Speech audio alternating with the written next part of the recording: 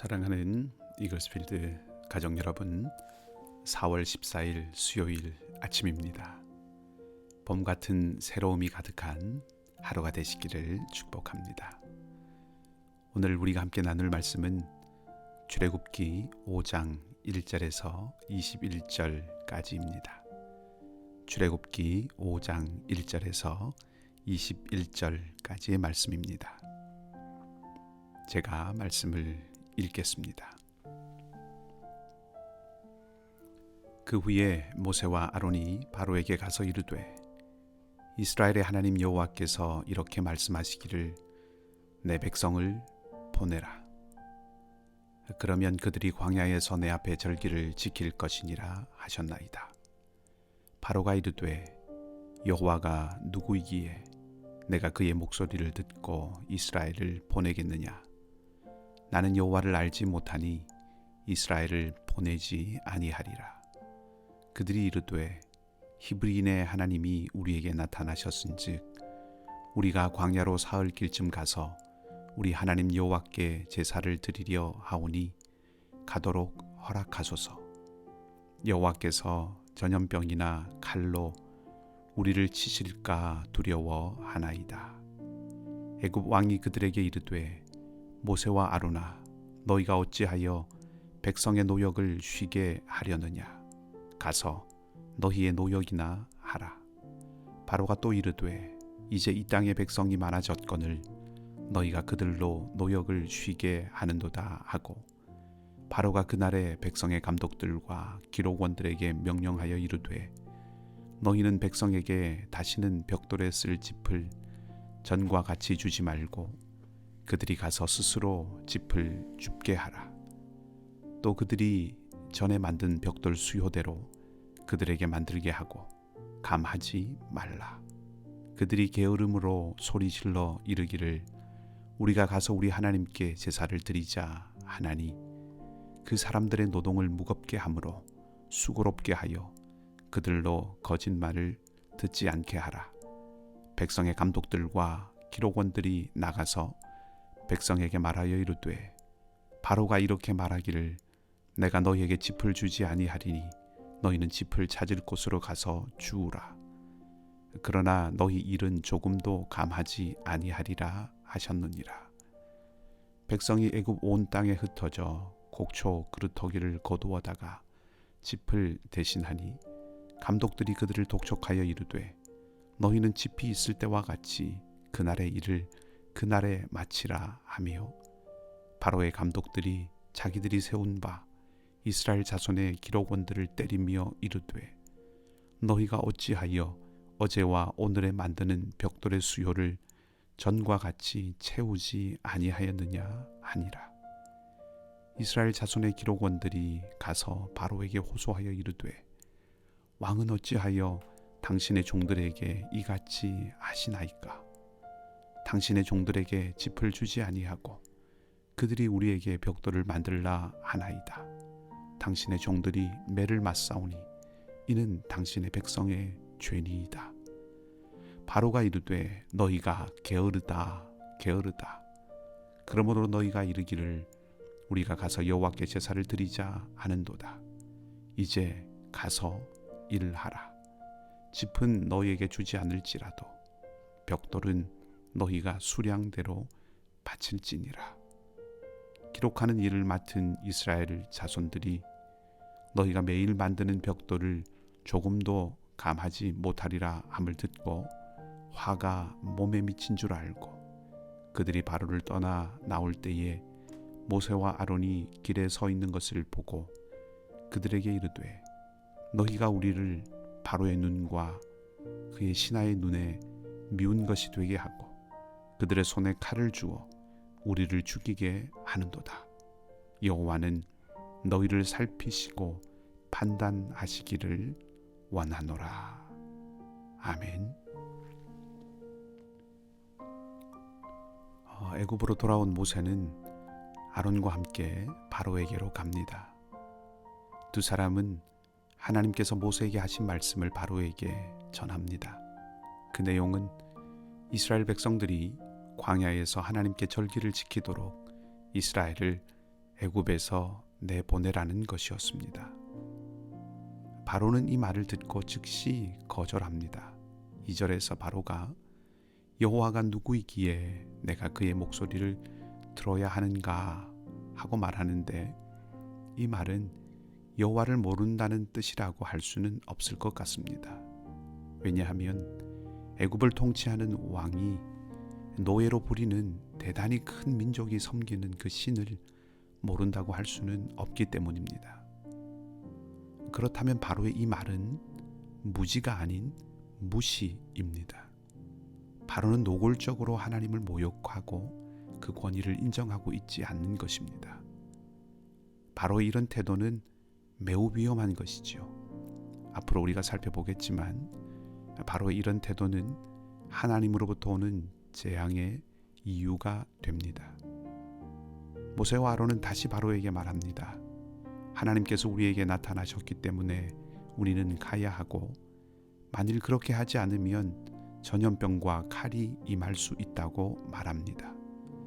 그러나 바로는 그 말을 받아들이지 않고 이스라엘이 노역을 계속해야 한다고 말하지요. 4절과 5절은 많은 애굽 사람들을 위해서는 이스라엘의 노동력이 절대적으로 필요하다는 것을 말해주는 것이라고 볼 수 있습니다. 애굽의 풍요가 이스라엘의 노동력 위에 서 있다는 것이지요. 애굽의 문명이 노예들을 압제한 결과물이라는 것입니다. 그것을 버릴 수 없다는 것을 바로가 말하고 있습니다. 이것이 죄의 성향이지요. 내 이익과 풍요로움을 위해서 타인에게 고역을 요구하는 것이 죄의 성향입니다. 하나님이 이스라엘을 건져내시는 것은 약하고 억압받는 이들이 이스라엘 백성들이기도 했지만, 나를 위해서 다른 사람에게 희생을 요구하는 그 죄성, 애굽이 가진 그 죄성을 향한 심판임을 또한 보여주고 계신 것입니다.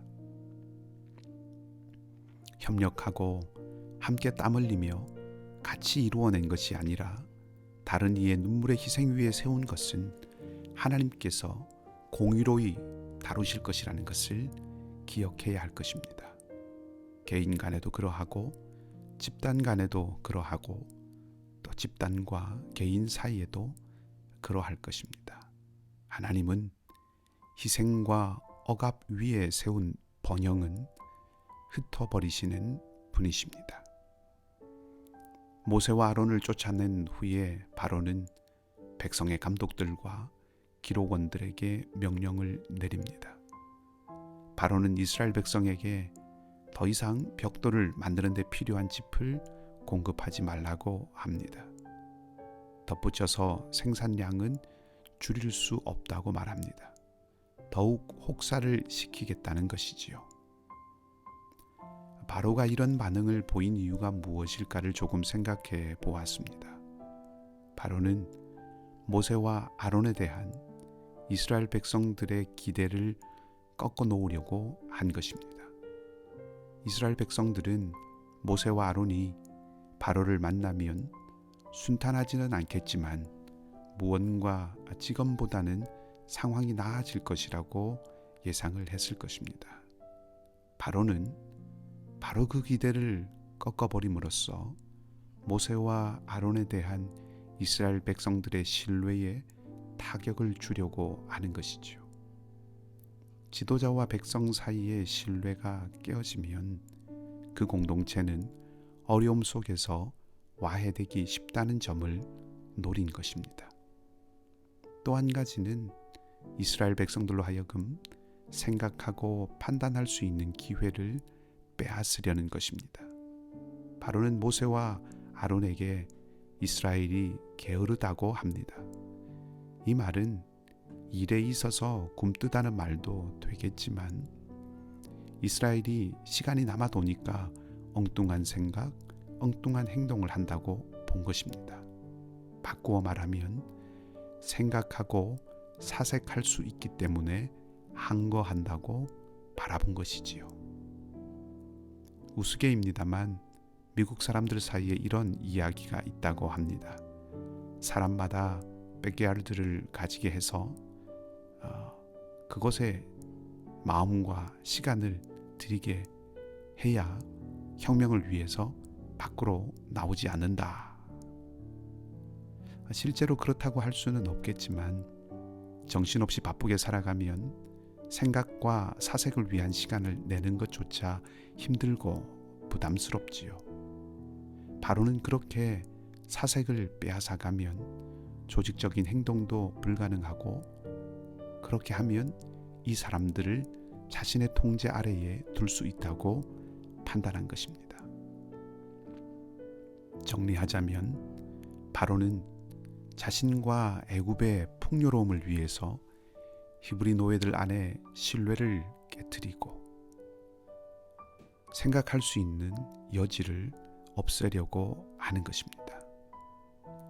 그저 바로의 완악함을 생각해보게 하는 그런 명령이라고 이 구절들을 생각하고 넘어갈 수도 있겠지만, 매우 중요한 점을 우리에게 말해주고 있는 것이죠. 하나님은 말씀을 주시면서 그 말씀을 묵상, 곧 깊이 생각하라고 하셨습니다. 좀 극단적으로 표현해 본다면, 생각할 수 있게 하는 것은 하나님께서 하시는 일이시고, 생각하지 못하게 하는 것은 바로의 일입니다. 바로는 압제하고 죽이려 들지만 하나님은 살리고 해방시키시는 분이십니다. 믿음과 신앙은 생각하는 힘을 키우는 것이고 사색하는 시간을 확보하는 것입니다. 거기에 사는 길이 있기 때문입니다. 묵상과 기도에 살 길이 있다고 하는 것이 바로 이런 맥락에 연결되는 것이지요.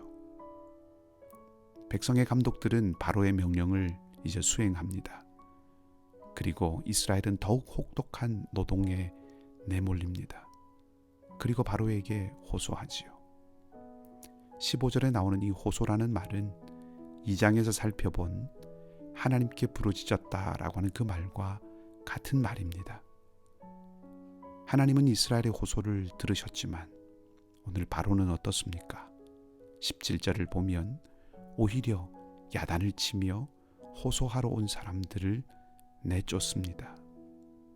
하나님은 자유와 해방을 주시면서 당신이 누구이신지를 드러내시려 하는데, 바로는 더 혹독한 시련과 고통을 안기면서 자기를 드러내려고 합니다. 하나님은 섬길수록 자유함을 주시지만 바로는 그 권위 아래 들어갈수록 노예가 되게 합니다. 바로와 대결하시는 하나님은 자유와 해방을 향해서 이스라엘을 이끄려고 하시고, 하나님을 대적하는 바로는 억압과 착취로 이스라엘을 몰아넣으려고 합니다.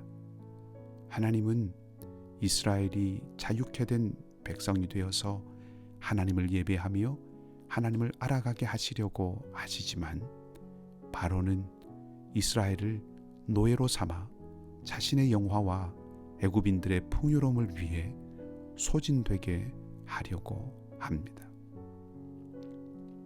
바로와 대결하시는 하나님은 탐욕에 빠져 다른 이들을 압제와 탄압으로 밀어넣는 그 세상을 심판하려 하시고, 하나님을 대적하는 바로는 분열을 만들고 생각하는 능력을 빼앗아가서 사람들을 오히려 종과 노예로 삼으려고 하는 것을 볼 수 있습니다. 이 둘 사이의 대결의 승리자는 이미 정해져 있지만, 그럼에도 불구하고 오늘날에도 이 같은 싸움이 우리 안에, 또 우리 사는 세상에 있음도 보게 됩니다.